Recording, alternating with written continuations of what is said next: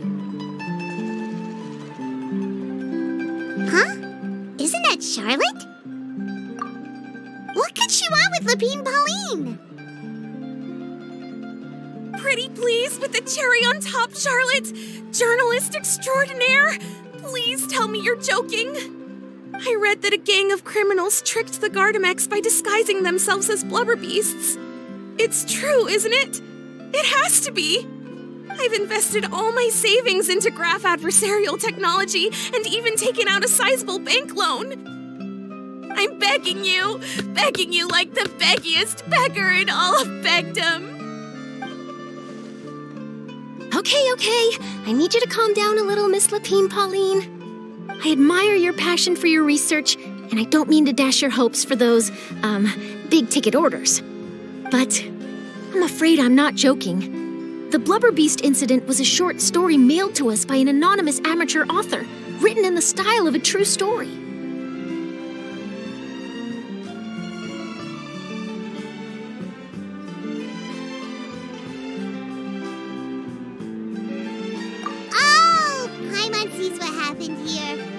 Sounds like the report Lapine Pauline read in the Steambird wasn't in the news section after all.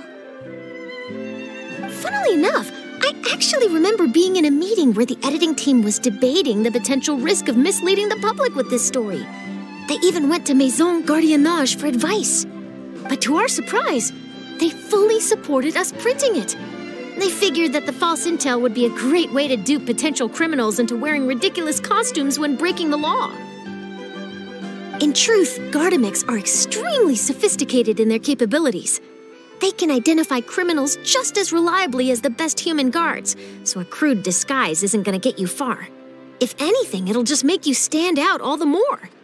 Since we ran that story, the Maison Gardiennage has made a slew of arrests, including, one phantom blubber beast, a titanic red-crowned finch, and a specter man. So I knew this story had helped out law enforcement, but this is the first time I'm learning of an innocent citizen being deceived by it, and investing so much mora for nothing.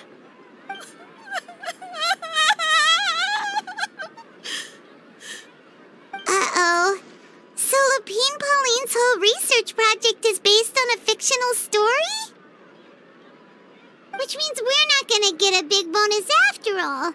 But more importantly, she's gonna lose everything she's invested. Traveler! Paimon! You're back! I was in the area taking some photos for a story when I got to talking to Miss Lapine Pauline about her research. She told me about your collaboration.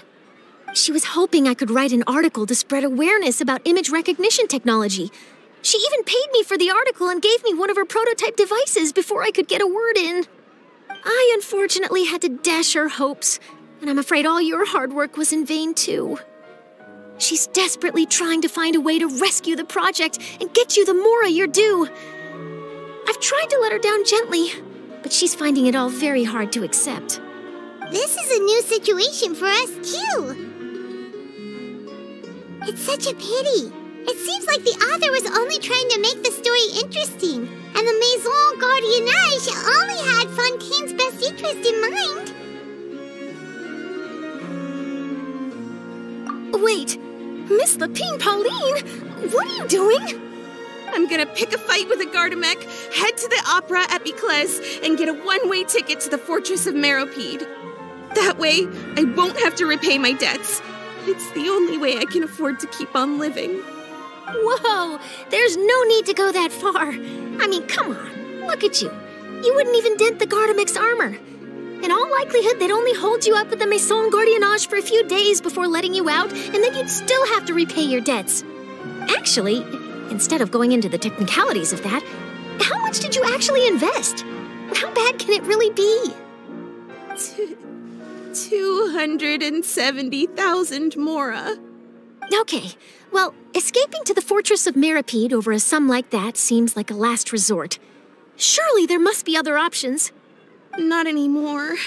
I used to be an equipment supplier to the Fontaine Research Institute before that blew to pieces, and now I'm just a small-time engineer.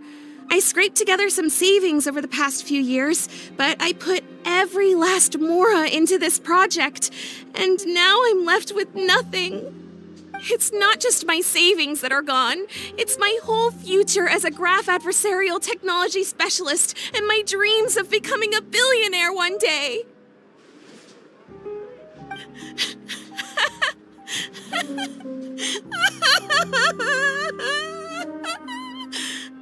My life is over.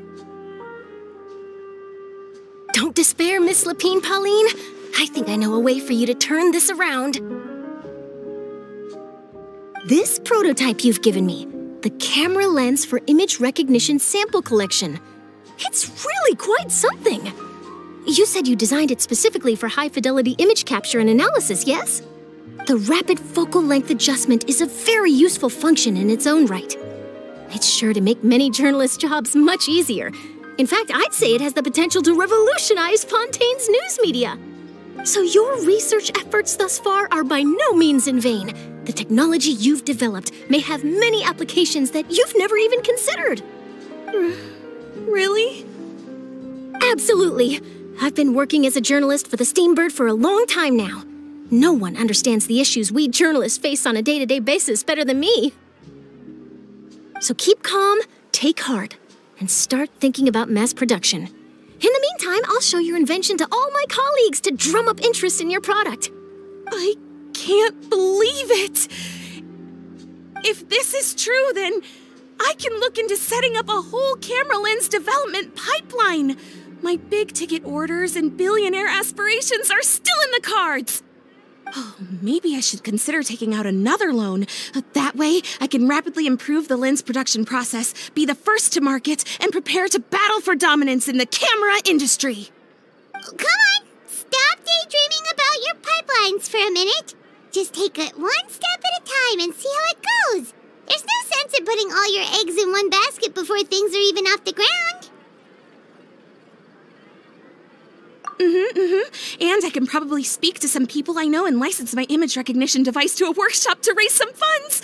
I can't believe I didn't think of this sooner.